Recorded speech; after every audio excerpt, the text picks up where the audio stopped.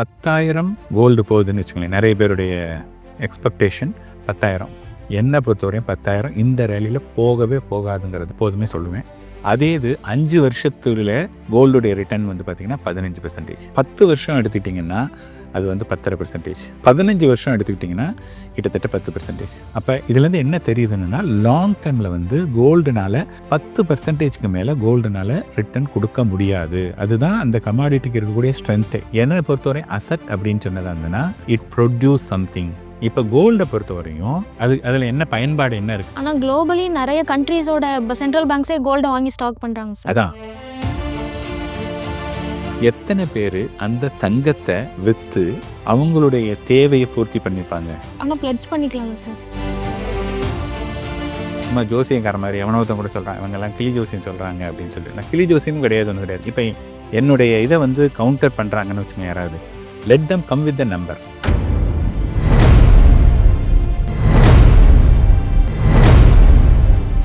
வணக்கம் சார். வணக்கம் சத்யா. தங்கத்தினோட விலை ஒரு பக்கம் ஏறிட்டே இருக்கு. அதுவே நம்ம இந்தியன் ஷேர் மார்க்கெட் எடுத்துக்கிட்டோம் அப்படின்னா ஒரு 5 மாசத்துக்கு மேலே கடுமையான வீழ்ச்சியை வந்து பார்த்துட்டு இருக்கோம். ஸோ இந்த சினாரியோவை பார்க்கும்போது ஒரு காமன் மேனாக பெருசாக இன்வெஸ்ட்மெண்ட் மேலே வந்து எனக்கு நாலேஜ் இல்லை, ஆனால் பணத்தை இன்வெஸ்ட் பண்ணணும்னு நினைக்கிறேன். அப்படி இருக்கிற யாருனாலுமே தங்கம் தான் விலை கூடும், அதில் தான் இன்வெஸ்ட் பண்ணணும் அப்படின்னு நினைக்கிறது ஒரு சாதாரணமான விஷயம் தான். அப்படி இருக்கும்போது நீங்கள் தங்கத்தை விட்டுட்டு மியூச்சுவல் ஃபண்ட்ஸில் முதலீடு பண்ணுங்க அப்படிங்கிற ஒரு ஜஸ்டிஃபிகேஷனை எப்படி கொடுக்க முடியும் சார்? ஓகே.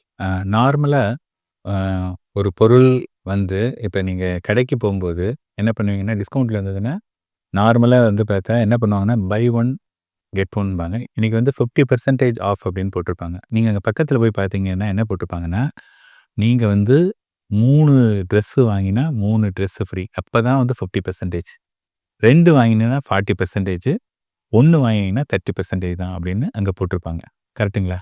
அப்போ என்னென்னா நம்ம வந்து ஆனால் அந்த 50% வேணும் அப்படிங்கிறதுக்காக நம்ம என்ன பண்ணுவோம் அப்படின்னா, நம்ம போய் வாங்குவோம். நிறைய தடவை வந்து நமக்கு தேவை இல்லைன்னாலும் அங்கே போனோம்ப்பா, அப்போ அந்த டிஸ்கவுண்ட்டில் போட்டிருந்தான் அப்படின்னு சொல்லிட்டு ஒரு ட்ரெஸ்ஸாக இருக்கட்டும், நீங்கள் வந்து மாலுக்கு போனீங்க அப்படின்னதுன்னா ஒரு பிஸ்கட் இருக்குது. அந்த பிஸ்கட்டில் பார்த்தீங்கன்னா இவ்வளோ பெரிய பிஸ்கட் வந்து ஒரு 300 கிராம் ஃப்ரீ, அல்லது 1 வாங்கினா 1 ஃப்ரீ. நீங்கள் ரெகுலராக பிஸ்கட்லாம் கூட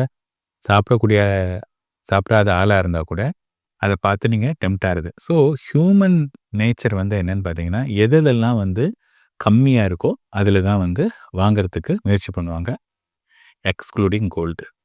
கோல்டை பொறுத்த வரையும் அவங்களுக்கு வந்து மோர் தென் த இன்வெஸ்ட்மெண்ட் வந்து தே ஆர் எமோஷ்னலி அட்டாச். இப்போ கோல்டு ஏறிட்டுருக்கு.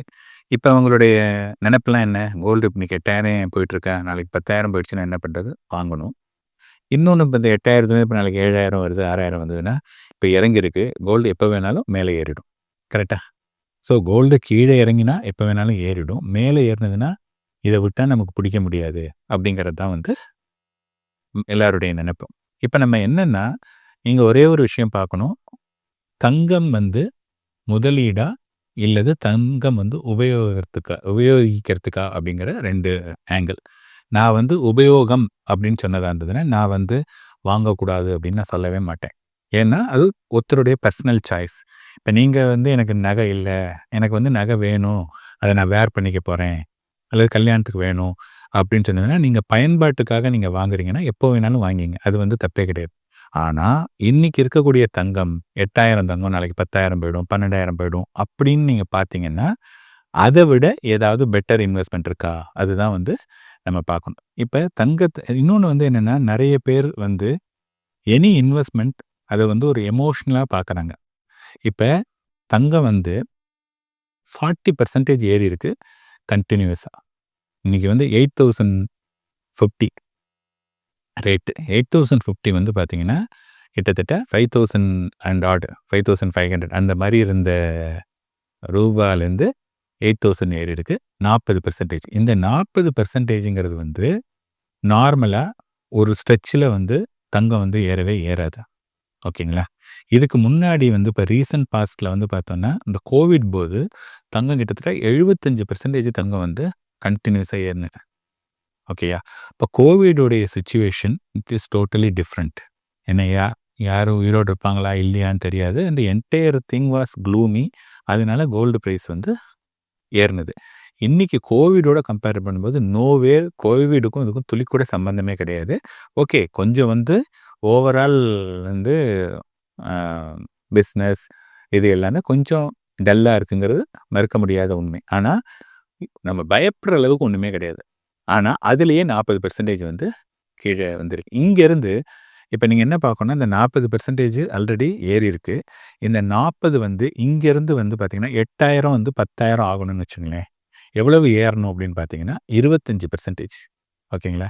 அப்ப 40 இங்கேருந்து ஒரு 25 அப்படின்னா 65%. நீங்க இத பாயிண்ட்லேருந்து இங்கேருந்து இங்க பார்த்தீங்கன்னா, அது 65 கிடையாது 75. இந்த 40ஓட 25 பார்த்தா தான் 65. பட் இந்த பாயிண்ட் இந்த பாயிண்ட் பார்த்தீங்கன்னா, கிட்டத்தட்ட 75. அப்படின்னா 10,000 கோல்டு போகுதுன்னு வச்சுக்கோங்களேன். நெறைய பேருடைய எக்ஸ்பெக்டேஷன் 10,000. என்ன பொறுத்தவரையும் 10,000 இந்த ரேலியில போகவே போகாதுங்கிறது தான் என்னுடைய அவ்வளவு பேரும் வந்து போகும்ன்னு சொன்னாலும், நான் ஒரு ஆள் வந்து போகாதுன்னு தான் எப்போதுமே சொல்லுவேன். இப்ப வந்து பார்த்தீங்கன்னா, 10,000 போகும் அப்படின்னா, 75% வந்து ரேலி ஆறதுக்கு எந்த விதமான லாஜிக்குமே இல்ல. அதனால அது வந்து போகாது. இன்னொன்னு வந்து நான் என்ன சொல்லியிருக்கேன் அப்படின்னதுன்னா, கோல்டுங்கிறது என்ன? கோல்டுங்கிறது ஒரு கமாடிட்டி. கமாடிட்டி அப்படிங்கிறது நாம அன்றாடம் உபயோகப்படுத்தக்கூடிய ஒரு பொருள். அது வந்து ஒண்ணா இன்டேக்கா இருக்கலாம், அல்லது அவுட்சைடு இதில இருக்கலாம். கரெக்ட்டுங்களா? அப்படின்னு இருக்கும்போது, அந்த கமாடிட்டி இந்த மாரி கன்னா பின்னான்னு ஏறிட்டு இருந்தது அப்படின்னதுன்னா, காமன் மேன் யூஸ் பண்ணணும் இல்லையா? அத எப்படி யூஸ் பண்ண முடியும்? இந்த இந்த அளவுக்கு ஏறுனதுன்னா, காமன் மேனால யூஸ் பண்ண முடியாது இல்லையா? ஸோ, கமாடிட்டி அப்படிங்கிறது வந்து சஸ்டெயின்டு குரோத்தா தான் இருக்கும். அதாவது இது மாரி ஒரு அபரிதமான வளர்ச்சி வந்ததுன்னா, it has to come down. இல்ல அவ்வளவா பெருசா குறையல அப்படின்னதுன்னா, it will be stand still for the next 2, 3 years. So that வந்து இந்த சடன் அப் வந்து அத அட்ஜஸ்ட் பண்றதுக்கு. இப்ப நீங்க வந்து பார்த்தோம்னா, இவங்க சொல்றாங்க இல்லையா? இன்னைக்கு இருக்கக்கூடிய 1 இயர்க்கு பார்த்தீங்கன்னா 40%. அதே இது 5 வருஷத்துல கோல்டுடைய ரிட்டர்ன் வந்து பார்த்தீங்கன்னா 15%. 10 வருஷம் எடுத்துக்கிட்டீங்கன்னா, அது வந்து 10.5%. 15 வருஷம் எடுத்துக்கிட்டீங்கன்னா, கிட்டத்தட்ட 10%. அப்ப இதுலேருந்து என்ன தெரியுதுன்னா, லாங் டெர்ம்ல வந்து கோல்டுனால 10%க்கு மேல கோல்டுனால ரிட்டர்ன் குடுக்க முடியாது. அதுதான் அந்த கமாடிட்டிக்கு இருக்கக்கூடிய ஸ்ட்ரென்த்தே. But that's not the case for the mutual ஃபண்டோ, இல்ல ஒரு கம்பெனி. ஏன்னா கம்பெனி கேன் குரோ எங்க வேணாலும் குரோ ஆகலாம். இப்போ ஒரு Zomato கம்பெனி லிஸ்ட் ஆனாங்க. இன்னைக்கு வந்து இந்த கம்பெனியுடைய மார்க்கெட் கேபிடலைசேஷன் 2,00,000 கோடிக்கு மேல. அப்ப எவ்வளவு ஒரு அபரிதமான வளர்ச்சி. ஸோ அபரிதமான வளர்ச்சி வந்து என்னன்னா, ஒரு பிசினஸ்ல தான் நடக்குமே ஒழிய, இந்த கமாடிட்டில நடக்கவே நடக்காது. அப்புறம் இதுல வந்து என்ன பார்க்கணும்னா, கோல்டுல 2 இம்பார்ட்டன்ட் திங் இருக்கு. ஒண்ணு வந்து கோல்டுடைய பிரைஸ்.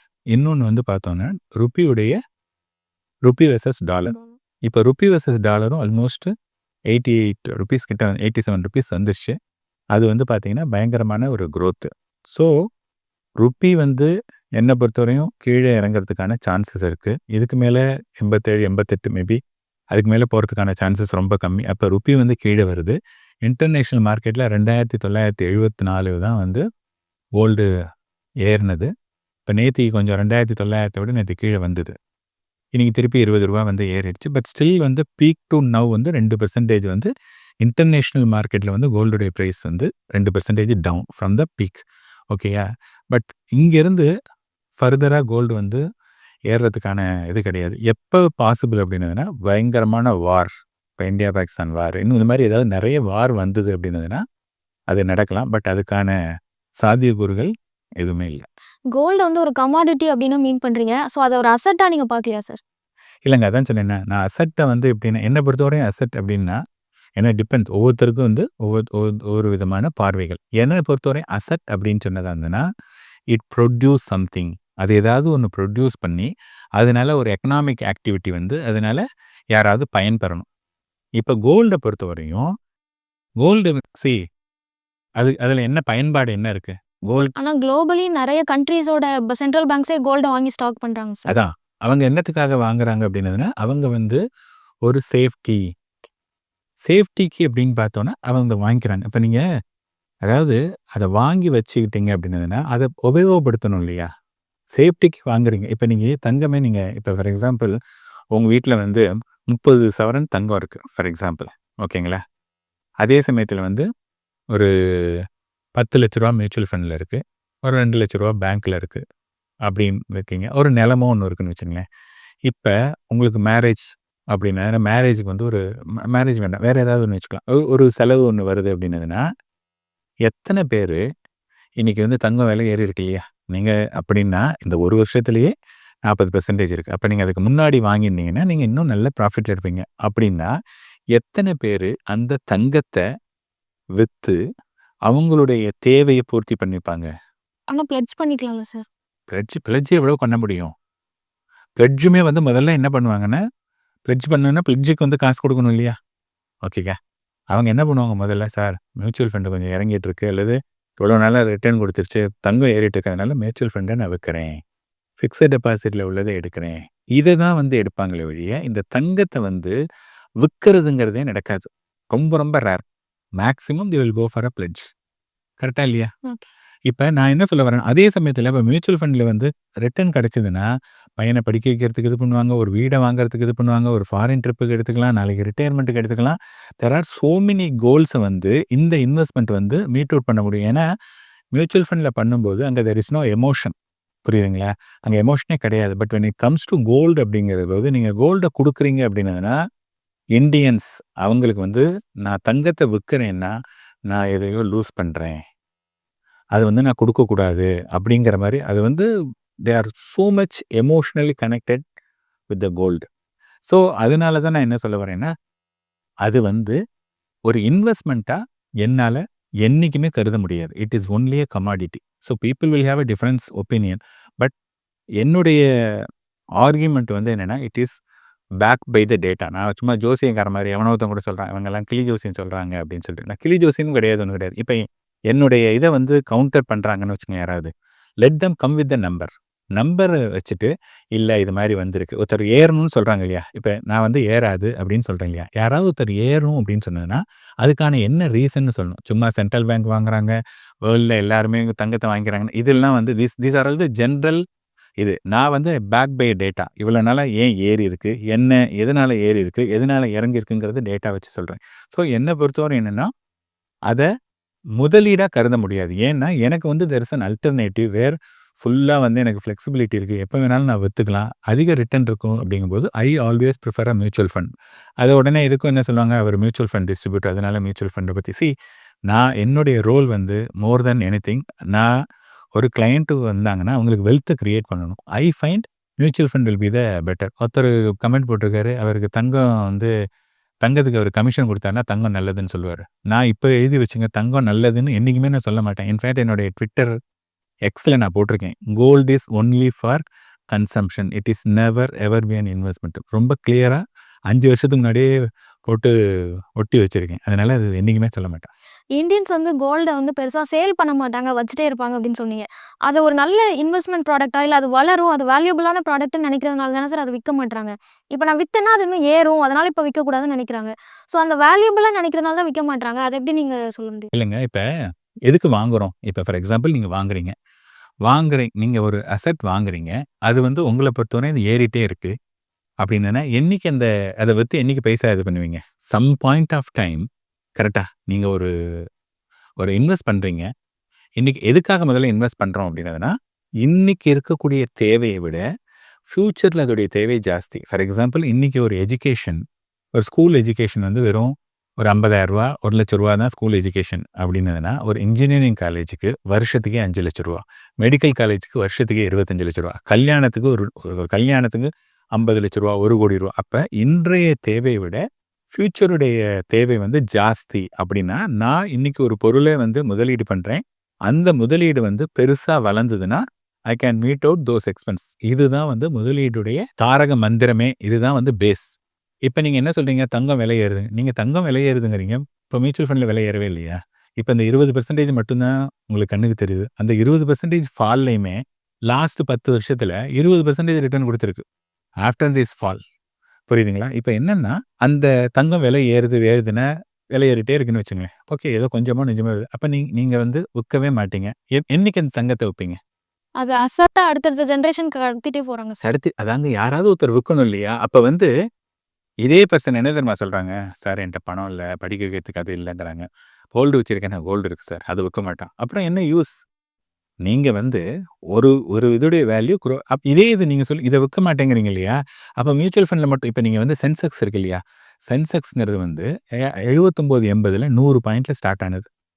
புரியுதுங்களா? இது வந்து 86,000 வரையும் போய் நீங்க 75,000, 76,000த்துல இருக்கு. இது வந்து இன்னும் ஒரு 5 வருஷத்துல பார்த்தீங்க அப்படின்னதுன்னா, இந்த 75,000, 76,000ங்கிறது 5 வருஷம், 6 வருஷத்துல ஈஸியா 1,50,000 ஆயிடும். அப்ப அதுவும் ஏறி போயிட்டே தானே இருக்கு. அது மட்டும் இறங்கி போயிடுதா? அதாவது நடுவுல ஏறி இறங்கும். பட் ஓவரால் வந்து பார்த்தீங்கன்னா, அதுவுமே நாளுக்கு நாள் ஏறிட்டே தான் இருக்கும். அப்ப எல்லாமே இன்வெஸ்ட்மெண்ட்டுங்கிறது ஏறக்கூடிய ஒரு விஷயம் தான். அப்படின்னா, அத விக்கவே இல்ல அப்படின்னா, என்ன அதோடைய யூஸு?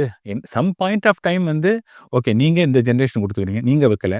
அடுத்த ஜெனரேஷன் விக்க மாட்டாங்க. அடுத்த ஜெனரேஷன் விக்க மாட்டாங்க அப்படின்னதுனா, அதனால என்ன யூஸ்? அதனால தான் நாங்க என்ன சொல்றோம், it is unproductive asset or dead asset. அது இருக்கு. புரியுதுங்களா? அது இருக்கு. அதனால என்ன பிரயோஜனம்? உங்களுக்கும் பிரயோஜனம் இல்ல. நாட்டுக்கும் பிரயோஜனம் இல்ல. அது சும்மா இருக்கு. Thank you sir. Thanks. Family friends எல்லாம் விட்டுட்டு வெளிநாட்டுல போய் ரொம்ப கஷ்டப்பட்டு பணம் சம்பாரிச்சுட்டு இருக்கீங்களா? இப்படி கஷ்டப்பட்டு சம்பாரிச்ச பணத்தை எங்க சேமிக்கிறது, எப்படி சேமிக்கிறது, எங்க சொத்து வாங்கினா கரெக்டா இருக்கும்னு, டாக்ஸை எப்படி மெயின்டைன் பண்றதுன்னு குழப்பத்திலே இருக்கக்கூடிய என்ஆர்ஐயா நீங்க? உங்க சந்தேகங்களை தீர்க்கிறதுக்காக தான் ஈடி தமிழ் எக்ஸ்க்ளூசிவான நிறைய கண்டென்ட்ஸ் எடுத்துட்டு வர போறாங்க.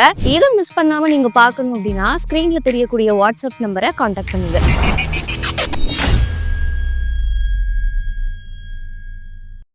மேலும் ஈடி தமிழ் சேனல்ல வரப்போகும் பிசினஸ் மற்றும் அது ரிலேட்டடான வீடியோவை பார்க்க உடனே கீழே இருக்க சப்ஸ்கிரைப் பட்டனை கிளிக் பண்ணுங்க.